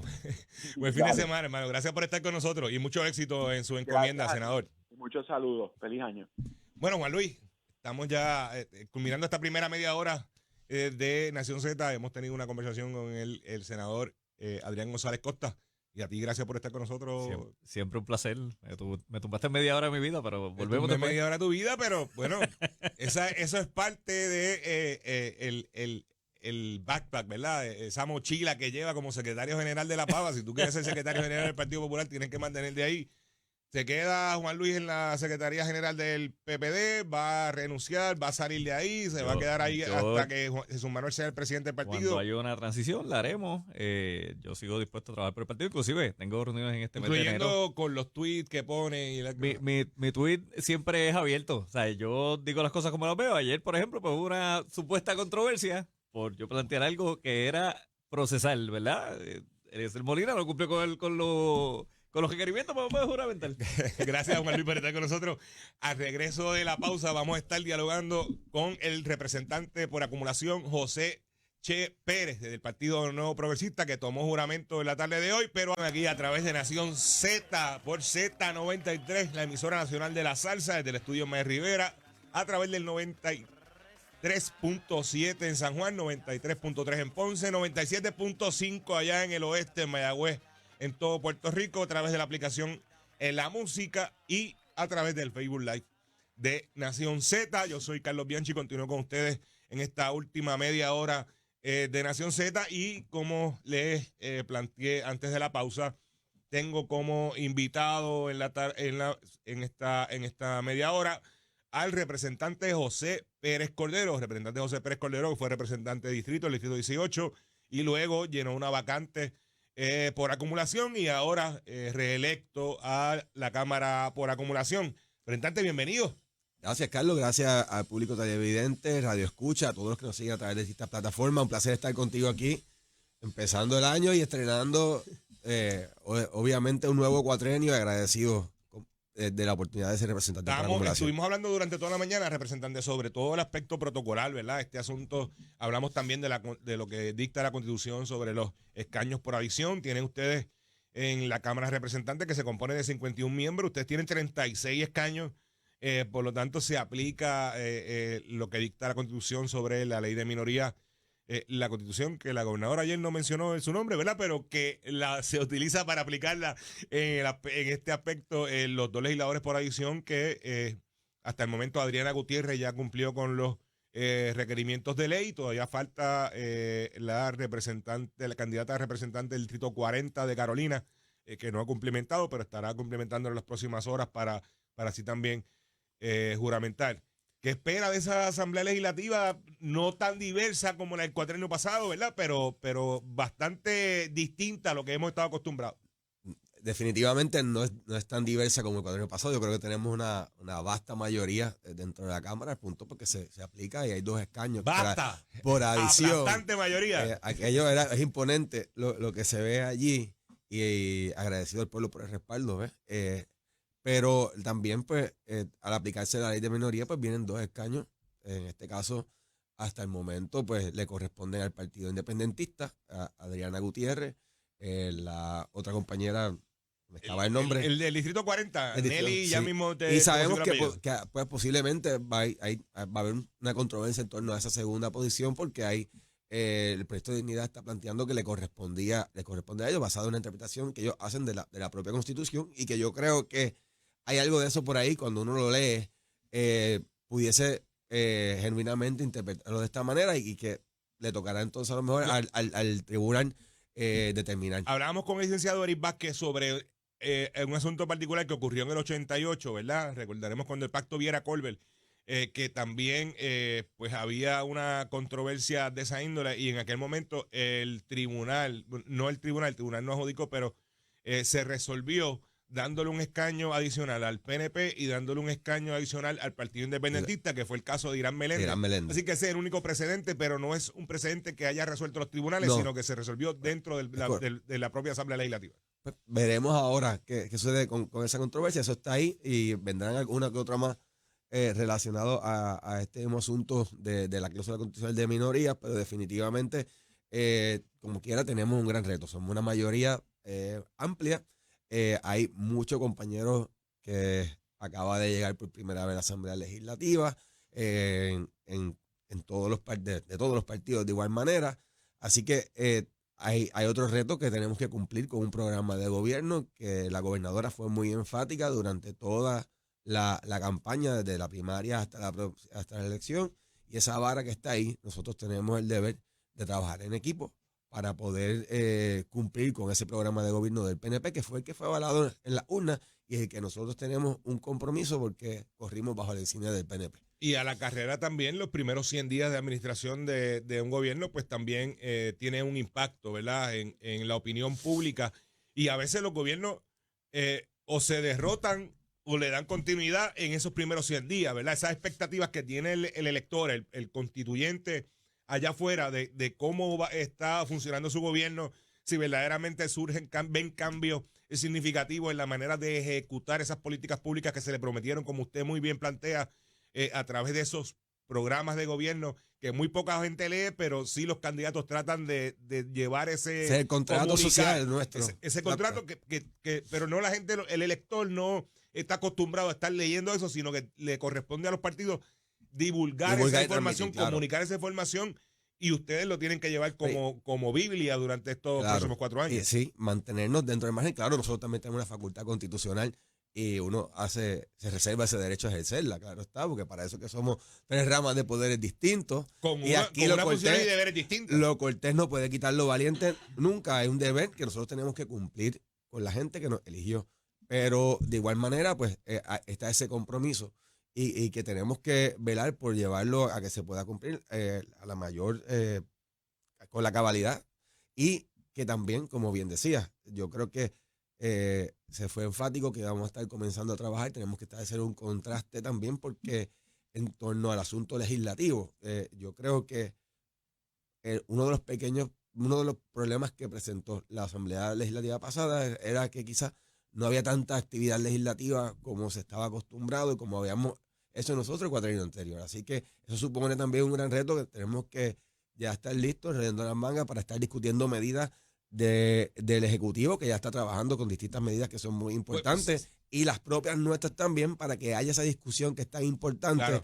Para el proceso. Y que si bien usted plantea, tienen una mayoría de 36, pero no es menos cierto que también tienen una delegación de mucha experiencia, ¿verdad? Muchos legisladores de mucha experiencia.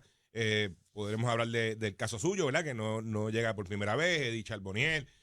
Tienen allí a José Aponte, entre otros, el Carlos Johnny Méndez.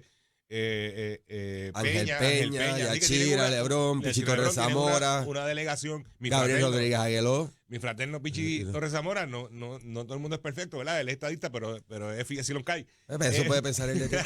Y yo puedo pensarlo de ti. pero lo que me refiero es que también tienen gente de experiencia que van a poder engranar esos primeros 100 días. Va a haber otros que se chocan con una pared, ¿verdad? Y planteaba Eddie López en la mañana con mucha razón. Hay personas que aspiran a posiciones y que hoy están allí, no saben todavía distinguir entre una resolución y una resolución conjunta. Claro, porque eso se da y van a aprender el trayecto, pero inclusive, aunque tú llevas tiempo, uno lleve el tiempo, todo ese primer día es como yo digo, como cuando uno va al tribunal de igual manera. Siempre te da ese frío al principio porque es que es parte de la dinámica. Y está allí. Y yo sé que eso sucede, pero para eso también estamos nosotros, para ayudar a nuestros compañeros a que puedan enfrentar ese shock de esa primera sesión, de esos primeros días cuando uno llega y dice, wow, espérate, ¿qué es esto? Y gracias a Dios, pues sé que contamos con una delegación que, aunque es grande, es unida y está muy comprometida con que se dé ese trabajo. Y claro, también un deber que tenemos de respetar de igual manera a las minorías. Yo creo que eso es muy importante para mantener y elevar el discurso de la discusión de la política en Puerto Rico. Y obviamente los parlamentos son para eso, ¿verdad? Claro. Para provocar esa discusión y es esencial. Y buscar puntos de encuentro. Claro. De hecho, se establece por el propio Código Político que la función y de la Constitución, ¿verdad? La función principal de la Asamblea Legislativa es la fiscalización, informar y legislar, ¿verdad? Esos son los tres pilares de la Asamblea Legislativa. No necesariamente estar allí para asignar fondos para un equipo de pelota o para estar presente en un velatorio, porque en eso se ha convertido la figura del legislador, lamentablemente, y no para los que son electos. Pero tienen otro reto también, representantes, y es el asunto de que cuando tienes una delegación muy grande, a veces se puede volver en algún momento inmanejable, no para el asunto del trámite legislativo ni para conseguir los votos, todo lo contrario, ¿verdad? Vas a tener siempre los votos necesarios para aprobar legislación, a menos que haya un rompimiento muy temprano en el cuatrienio, pero es casi imposible teniendo una mayoría de 36 votos. Pero a veces se vuelve inmanejable y vemos lo que ha ocurrido en el pasado, ¿verdad? Como el caso de Néstor Alonso, el caso de otros compañeros de esa legislatura del 2016 al 2020, el propio Ramón Luis Rodríguez, ¿verdad? Que se volvieron inmanejables. No había forma de que, al haber tanto legislador de mayoría, poder tener un foco por parte de la administración de la propia Cámara, de ver, ¿verdad? Más allá de las cosas que están pasando. ¿Cómo se prepara esta nueva Cámara para atender? De toda esa experiencia hemos aprendido y hay que trabajar, porque como te dije, nos corresponde a cada uno trabajar y velar por el bien de cada uno de nuestros compañeros. No todo el mundo llega con la misma madurez. Es un cuerpo colegiado, es igual. Nosotros tenemos que velar y cuidar a cada uno de nuestros compañeros en la delegación y que haya siempre esa comunicación y que decir las cosas a tiempo.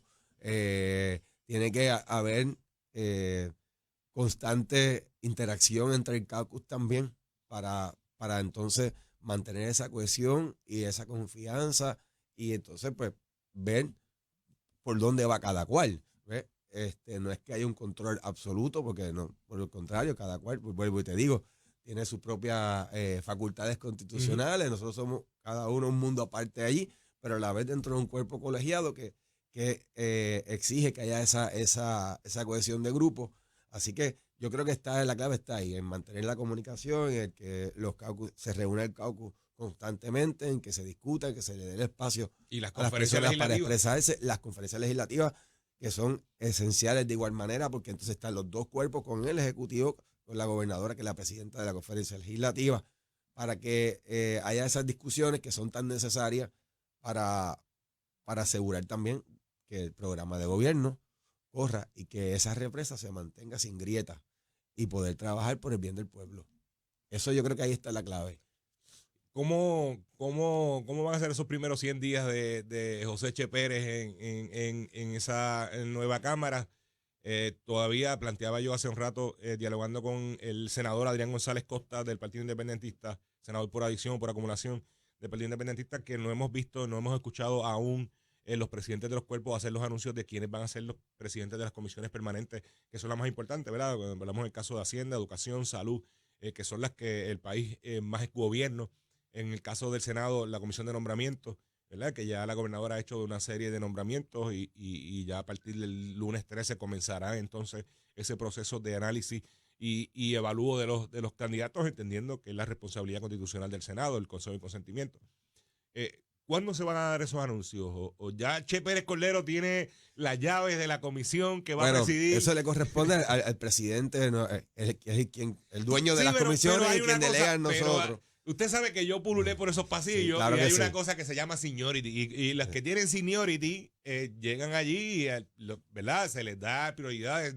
Usted envía una lista y dice, mira, a mí me interesa presidir estas comisiones, evalúame de acuerdo a la preparación, a la experiencia, ¿verdad? Y de ahí los presidentes toman ese tipo de determinación. Claro, pero vamos, yo creo que ya próximamente Johnny estará haciendo el anuncio oficial de qué comisiones vamos a estar al frente cada cual.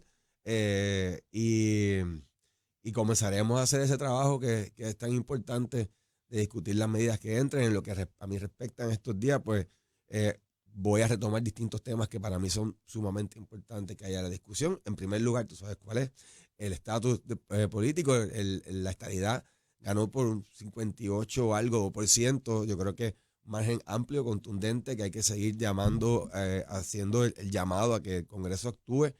Es algo que yo he hecho desde que me inicié en la carrera como legislador y que estuve haciendo el pasado cuatrienio constantemente y que continuaré yendo a Washington y a donde tenga que ir a exigir que se nos brinde esa igualdad que nos merecemos nosotros como ciudadanos de Estados Unidos. Así que ese es uno de los temas que están en mi lista de prioridades y es una obligación que tengo porque si no, pues no hubiese corrido por el PNP. Y algo que los demás compañeros tienen. Es algo que los caracterizado desde el día uno, ¿verdad? Sí, yo tengo que reconocer que dentro de.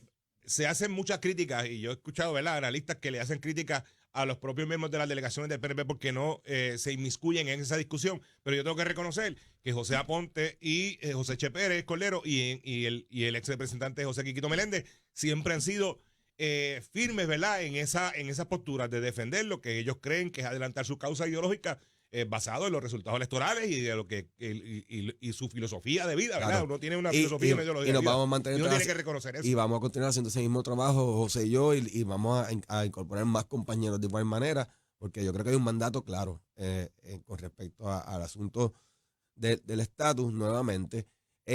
También, pues. Pero del estatus, hoy juramenta el comisionado residente Pablo José Hernández Rivera, ¿verdad? Aunque el licenciado Hernández Rivera es demócrata, la gobernadora es republicana, pero la mayoría parlamentaria, tanto en el Congreso como en el Senado Federal, es del Partido Republicano. Hay un presidente republicano. No hemos visto o no he escuchado a la gobernadora hacer el nombramiento de quién va a estar en Prafa, que es la oficina donde también. Gabriela Buffelli. Pues es la oficina directora donde también, ¿verdad? Es como en el pasado, en la época de los 50 y los 60, que se montaban mini alcaldías para tratar de derrotar a los alcaldes, pues también Prafa se creó con ese propósito, ¿verdad? De tener esa figura, esa contrafigura con el comisionado residente, porque del 52 hasta los 80 el Partido Popular dominaba esa candidatura a la comisaría residente. Luego estuvo ahora 20 años que el Partido Popular no penetraba en esa cancha federal, y ahora con Pablo José Hernández Rivera. ¿Cómo se puede balancear ese trabajo que usted muy bien plantea que va, y la gobernadora lo reseñó ayer en su mensaje frente a la escalinata norte del Capitolio? Como les dije, yo estuve allí presente, sí, ¿verdad? Nadie me lo contó. Yo estuve tanto en la misa en la parroquia Santa Teresita como estuve en los actos de toma de posesión frente al Capitolio. Lo cortés no quita la valiente, y yo creo que si a la gobernadora le va bien, al país le va bien. Claro. Y esa es la aspiración máxima de todo. Y me pareció también muy interesante, y no había discutido anteriormente, pero vi una gran participación de alcaldes de todo el país, de todos los partidos políticos en ese evento. Pero ¿cómo se balancea eso? ¿Cómo ese contrapeso entre lo que va a hacer Pablo José Hernández Rivera y el trabajo basado en el resultado electoral que va a realizar el PNP a través de sus funcionarios electos en la capital federal? Bueno, nosotros respetamos la posición del comisionado, aunque diferimos y entendemos que de igual manera hay un mandato que él tiene que entender y allanarse. El asunto del estatus ya es parte de la política pública. Esta es la cuarta vez que el pueblo elige la estadidad con la mayor cantidad de votos, y eso está ahí, no despinta a nadie. Si a lo mejor tiene dudas, pues le podemos enviar un marquito con la certificación de la estadidad, que sacó más votos que nadie, para que lo tenga ahí. Hay que ver la certificación de dominio, ¿verdad? Que dominio claro, está ahí. Pero está allí. El problema era con la República Asociada y con la independencia. Con la estadidad fue inequívoco, un 58 punto algo %, así que fue contundente.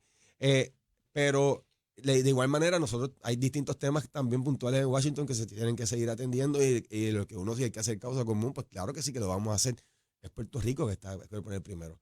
Pero nos van a ver por los pasillos, nos van a ver por distintas partes exigiendo que se cumpla con el mandato del pueblo expresado en la urna a través del voto. Pero va a ser esa la única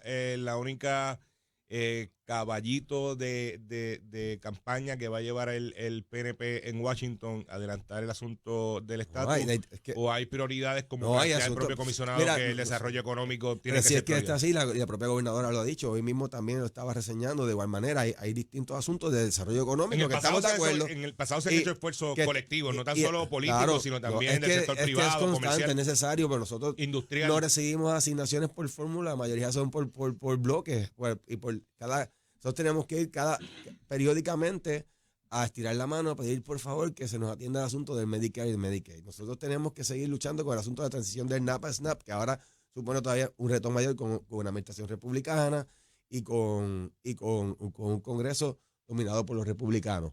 Pero que es un asunto que nosotros estamos buscando, esa igualdad con respecto a las demás jurisdicciones. Eso hay que seguir trabajando y atendiéndolo. Así que esos temas, pues vamos a estar ahí. Yo sé que vamos a estar en el mismo bote, pero de igual manera, muchos de estos temas, en la situación en la que nos encontramos nosotros, de que tenemos que ir periódicamente a ver qué hay, que raspen lo que queda pegado para que nos den a nosotros, o ser los primeros en los recortes, tienen su raíz en que nosotros no tenemos esa igualdad política, esa representación que es tan importante. Pero en los pasados 4 años la gobernadora comisionada, estuvo constantemente haciendo anuncios de asignaciones de fondos bajo el estatus actual al gobierno de Puerto Rico. Imagínate si nosotros tuviésemos el poder político y el trato igual, que no hay que estar buscándole, nos podemos concentrar todavía en atender otros asuntos mayores que propendan el beneficio de desarrollo económico. Pero tenemos que estar concentrados en que los fondos del Medicare y Medicaid estén ahí, porque cada 5 años nos vemos arriesgados a perderlos. Ese tipo de cosas no lo ven en los estados, no lo sienten porque ya es automático. Y eso nosotros tenemos que atenderlo. Pero te hablé del asunto del estatus. En lo que respecta a mi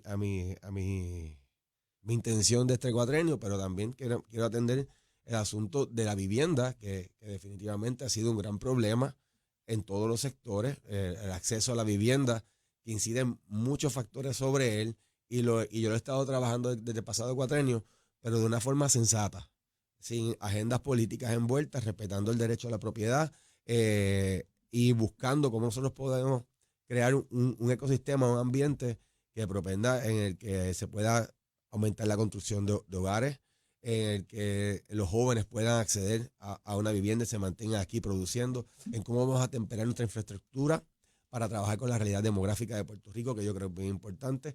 Los adultos mayores ya van por casi 1 millón, y esa es una realidad que tenemos que atender. Y para nosotros poder atender esa realidad, hay que mantener a nuestra gente en etapa productiva aquí, para que se haga cargo y nos ayuden con esos adultos mayores. Hay que crear un mejor ambiente para mantener fuera del ocio y promover la salud, la prevención de esos adultos mayores, que los mantengan activos para que puedan valerse por sí mismos. Atemperar la infraestructura que tenemos, adaptarla a este grupo que es la mayoría. Eso es uno de los temas que quiero ir trabajando, que quiero atenderlo, que tiene que ver con la vivienda. Y los otros temas que siempre me han apasionado, obviamente, el medio ambiente, el deporte, el desarrollo del turismo a través del deporte y la protección ambiental en balance. Esto no es oponerse al desarrollo, por el contrario, es que el desarrollo lo podamos hacer de forma tal de que no nos dure 10, 15 años y tengamos después una mole de cemento en la playa, que no vamos a poder tocar porque hay que ir donde el cuerpo ingeniero para moverlo y nos afecta nuestro desarrollo económico, ¿no? Con conciencia, con coherencia y sin partir de la inmediatez. Aquí ha habido un problema por las últimas décadas, es que los jóvenes salen de prepararse en su carrera universitaria y no consiguen trabajo porque no tienen experiencia y no adquieren experiencia porque obviamente no le dan trabajo. De igual forma, la falta de inventario para esos matrimonios jóvenes, ¿verdad? Que no tienen la capacidad económica de comprar las viviendas a los precios que están el día de hoy, porque las tablas fueron aumentadas por parte del gobierno federal para la adquisición ya una casa de clase de baja, estamos hablando que están sobre los $200,000. Sobre los $200,000. Y una vivienda asequible ideal, yo he escuchado números de 300 y pico a 400,000. Los sueldos de los profesionales siguen siendo los mismos, por lo tanto, pues aquí hay una cadena, ¿verdad?, que obstaculiza que nuestros jóvenes se queden en Puerto Rico y tienen que estar buscando otras alternativas, además de que no le damos los incentivos necesarios, especialmente a la clase médica, ¿verdad? Y usted que al igual que yo somos del oeste borincano, pues tenemos una situación particular y es que no hay especialistas. No hay especialistas. Ahora mismo se habla mucho del centro de trauma en Mayagüez. Bueno, el centro de trauma está atendiendo hoy el 91 en Mayagüez, el Mayagüez Medical Center, más del 91-92% de los casos que ingresan a la sala de emergencia con trauma son atendidos en Mayagüez. El % que tiene que ser transferido a San Juan es porque no hay el especialista para atender los traumas de cuello hacia arriba, ¿verdad? En el área de cuello a cabeza. Así que si no tenemos esos especialistas, hay que venir a buscar los servicios al área metropolitana, lo que eso conlleva también, un gasto adicional. Y representa también otro problema, porque ahí pones al médico acá a tener que escoger entre la prognosis del paciente, si arriesgar unos recursos versus, y es un trauma que también vivimos cada uno de nosotros como funcionarios, porque los casos llegan a donde uno y constantemente. Yo los fines de semana largo tiemblo porque yo sé que algo de esto viene. Y uno tener que ayudar a ese constituyente para que pueda conseguir esos servicios, pues de igual manera es bastante frustrante porque sabe también uno lo que está en juego entre una cosa y otra. Y el médico tiene que hacer su trabajo y proteger la propia institución y un montón de asuntos que un familiar y que uno mismo a veces no puede entender. Así que esas cositas tenemos que buscar y atenderlas. Me parece que deben ser prioridad del gobierno que sea, del partido que sea, de la ideología que sea, porque es el día a día, es lo que vive el ciudadano puertorriqueño y la familia puertorriqueña a diario, especialmente también con los casos pediátricos, ¿verdad? Claro. Así que eso yo lo llevo muy dentro de mi corazón. Hay un tema que nosotros dejamos en algún momento dado que hay que retomarlo y en estos días vi un artículo sobre este tema nuevamente y es el asunto de la sobrecarga a los atletas en edades infantiles y juveniles que le están la proliferación de tantos torneos sin supervisión adecuada y esos niños tienen una sobrecarga y esas lesiones desde las tempranas edades y cuando llegan a colegial ya están lesionados y no pueden tener carrera más allá de eso. Yo creo que eso hay que atenderlo también con prioridad. Yo creo que si ya van casi 4 años de la implementación del reglamento, así que ya por la LPAO está próximo también a tener que ser revisado. Fue una labor titánica que hicimos en el cuatrienio del 2016 para hacer entender la importancia de que hay que proteger a los menores para que pueda haber un desarrollo, para dar más oportunidad. Fue una legislación de que se trabajó en todos los Estados Unidos, ese reglamento de igual manera, pero tenemos que buscar, hemos recibido bastante que sabemos el gran trabajo que se hace en el DRD, profesor Juan García, entre otros más, pero también necesitan más recursos para poder fiscalizar, para poder establecer mayores controles. Yo creo que hacia ahí vamos y poco a poco haciendo entender. Al principio precisamente muchas de las federaciones que presentaron mayor resistencia ahora son las principales defensoras de esa reglamentación. Porque se están quedando sin atletas en otro nivel. Claro, entonces estamos retirándolos nuestros jóvenes, nuestros niños a una temprana edad cuando le pueden sacar el mayor beneficio. Representante, gracias por haber estado Gracias, con nosotros en la gracias mañana a de ti, hoy. un placer estar contigo. Un placer ha Feliz sido mío. año. A los amigos que nos sintonizan, ha sido todo por Nación Z en la mañana de hoy. Gracias, Chamo.